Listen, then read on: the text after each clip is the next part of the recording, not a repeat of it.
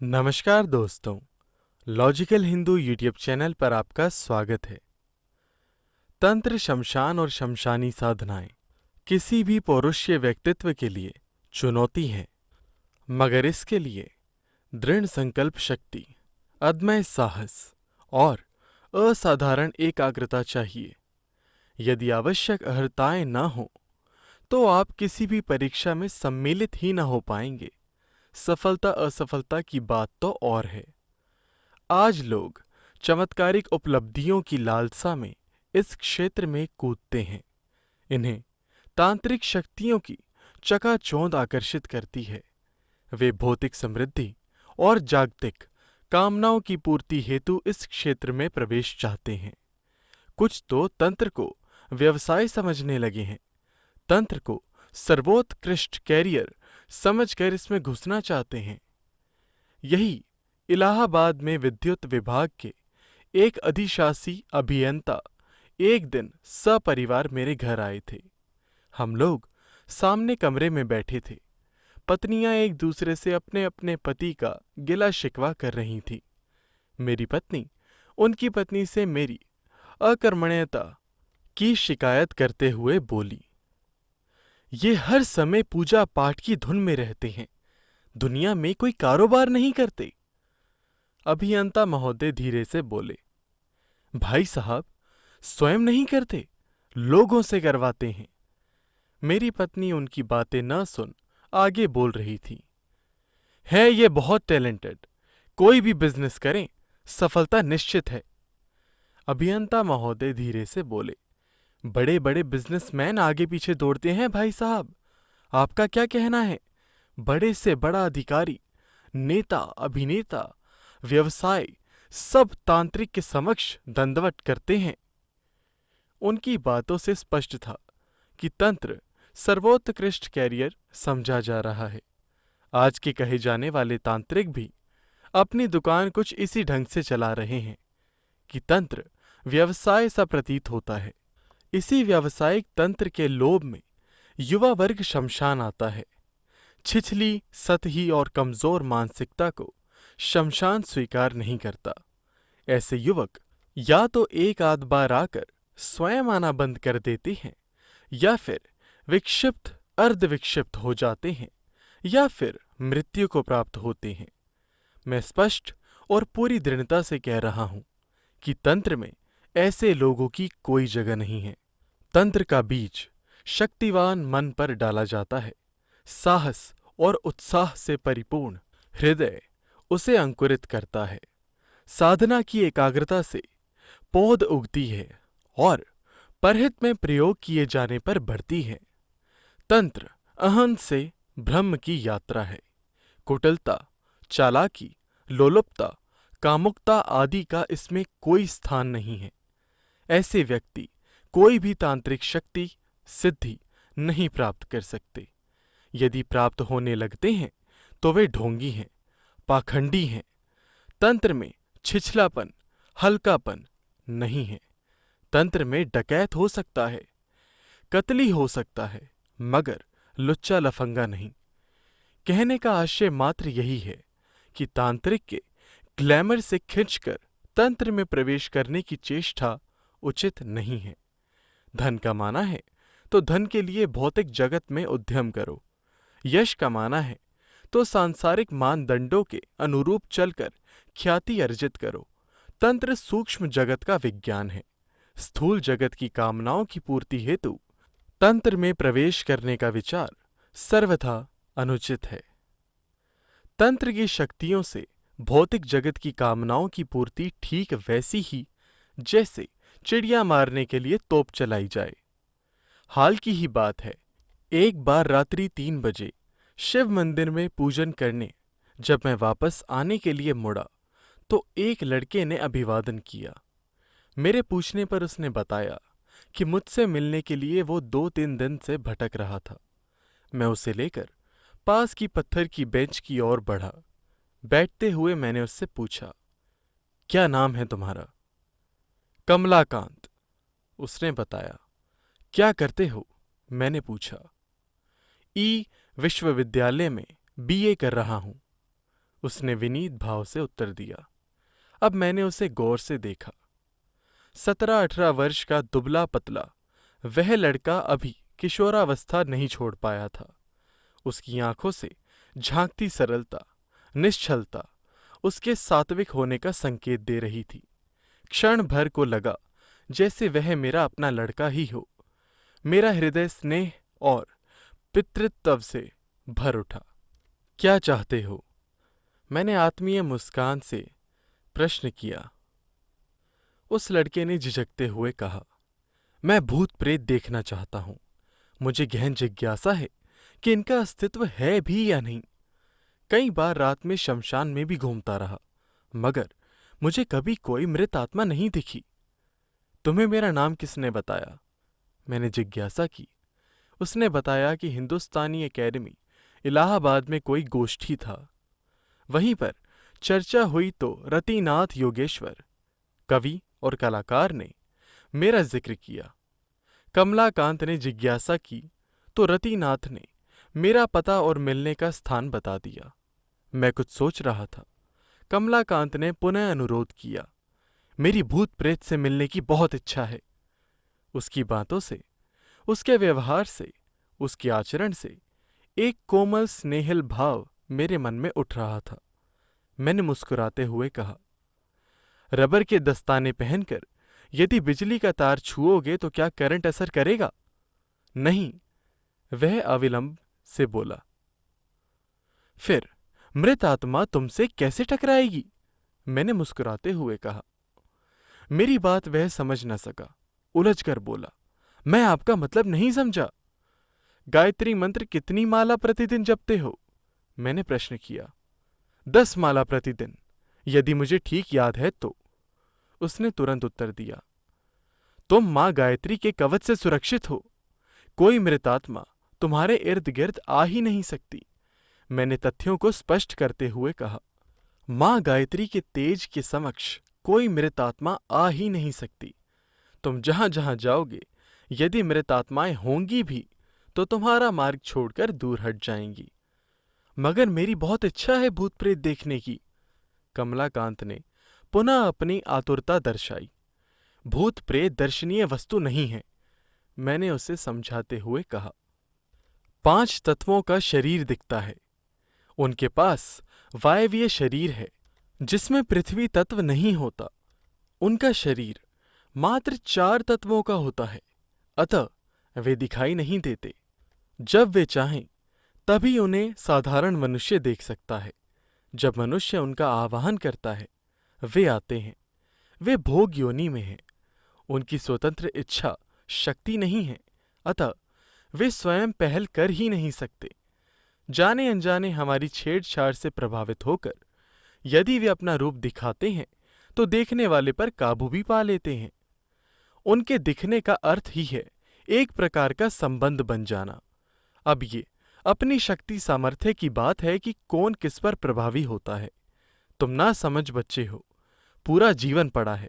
पढ़ो लिखो, अच्छी नौकरी में जाओ, भूत प्रेत के पछड़े में मत उलझो। मैंने उससे प्यार से समझाया। वह चुप हो तो गया, मगर संतुष्ट नहीं था। मेरे पास अधिक समय नहीं था, इसलिए उठकर मैं चल दिया। उससे भी उठना पड़ा। 2-3 दिन बाद रास्ते में रतिनाथ मुझसे मिला। उसने पूछा, भाई साहब, मैंने एक लड़के को आपका नाम और पता बताया था। वह लड़का आपसे मिला तो नहीं था?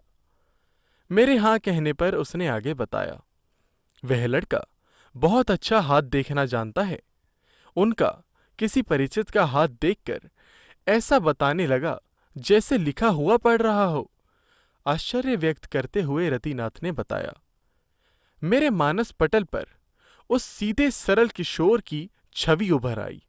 मां गायत्री की इतनी अधिक उपासना करने वाला ब्राह्मण पुत्र के लिए भविष्य बाँच देना साधारण सी बात है। वो बगैर हाथ देखे भी बहुत कुछ बता सकता है। मन ही मन में उसके बारे में मैं सोचने लगा।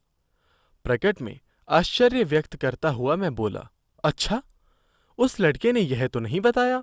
वह तो मुझसे भूत प्रेत के साक्षात्कार की इच्छा व्यक्त कर रहा था। बात समाप्त कर मैं अपने मार्ग पर चल पड़ा।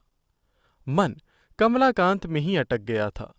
गायत्री साधना के पथ पर चलते हुए मृत आत्मा को साक्षात्कार की इच्छा एक जबरदस्त विरोधाभास था।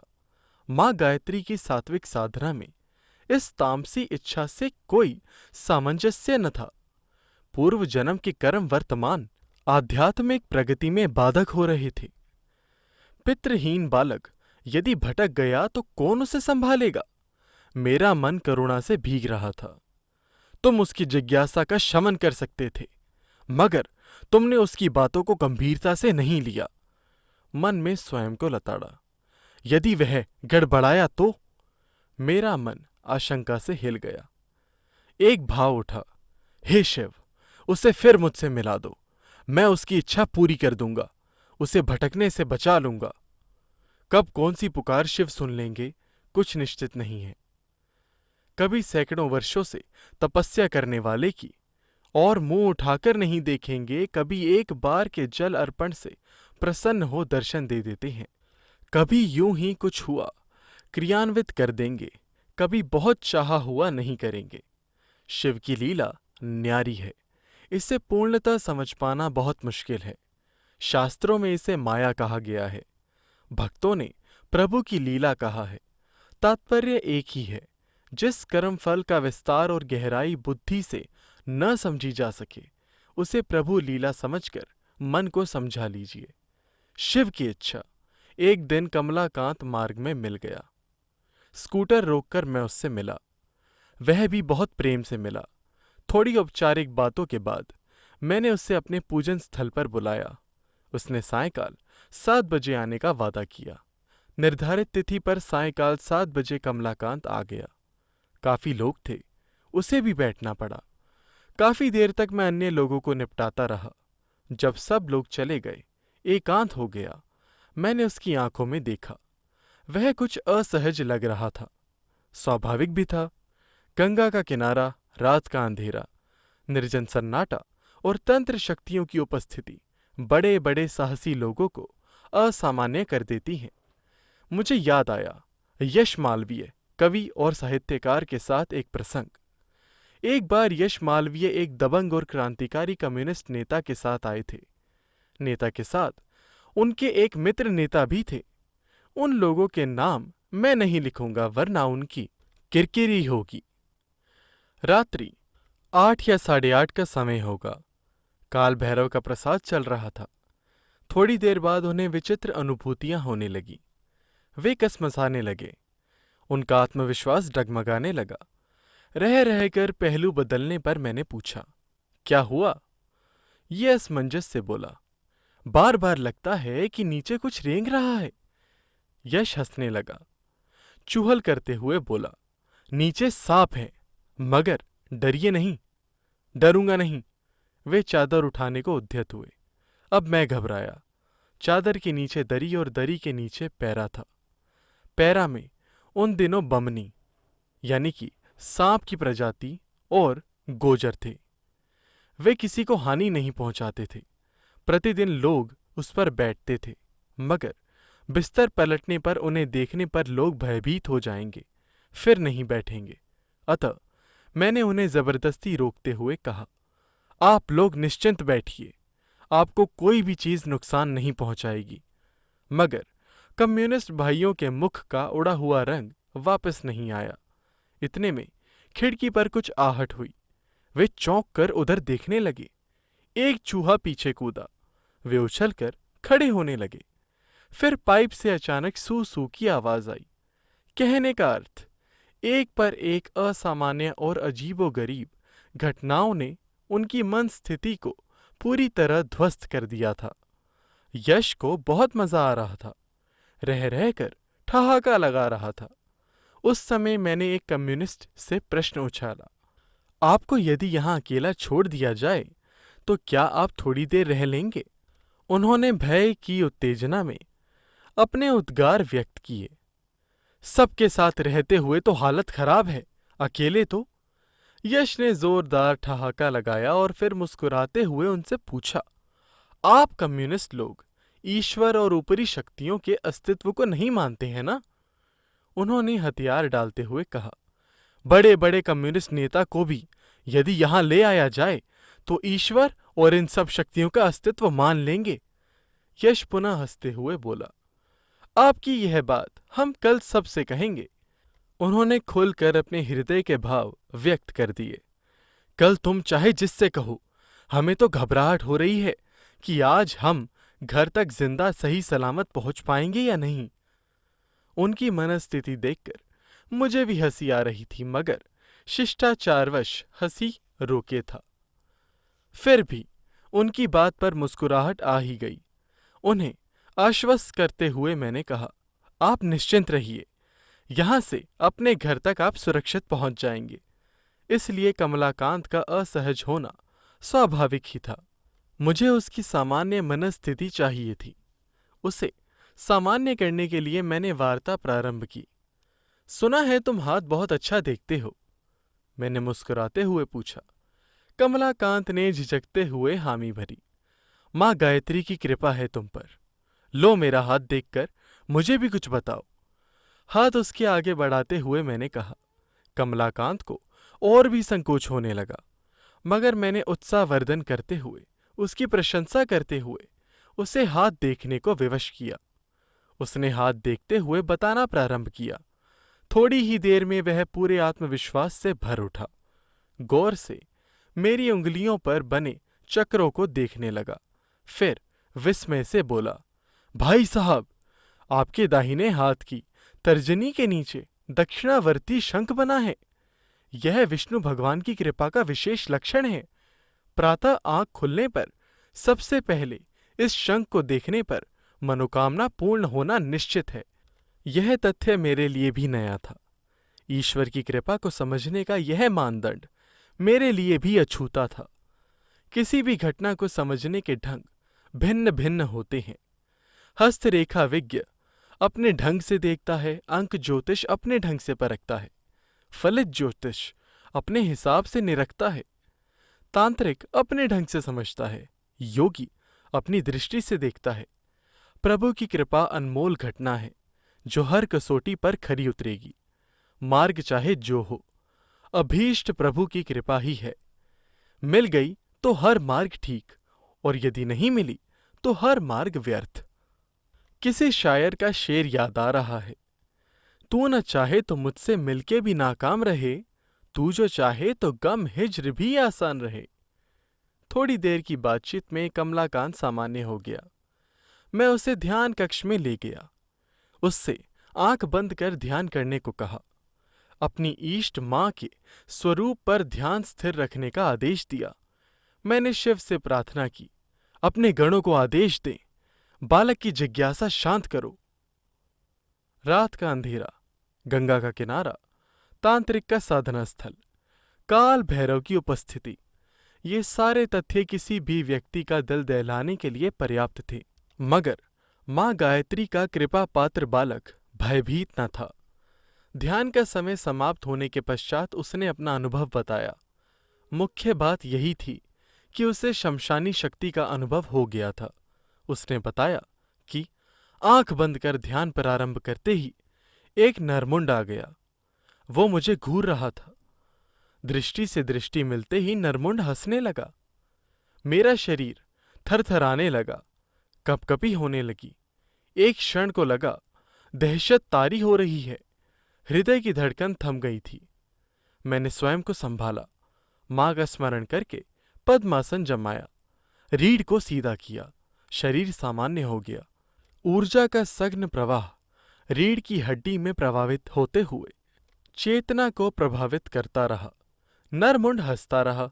मेरी आंखों के सामने मुझे घूरते हुए ठहाका लगाता रहा। थोड़ी देर में जाने कहां से एक नरमुंड और आ गया। वे दोनों नरमुंड हंसते हुए मेरे इर्द गिर्द नाचते रहे। भय तो नहीं लगा? मैंने उसकी आंखों में झांकते हुए प्रश्न किया। नहीं तो, उनसे तत्काल उत्तर दिया। ये स्थल तुम्हें कैसा लगा? मैंने सामान्य प्रश्न किया।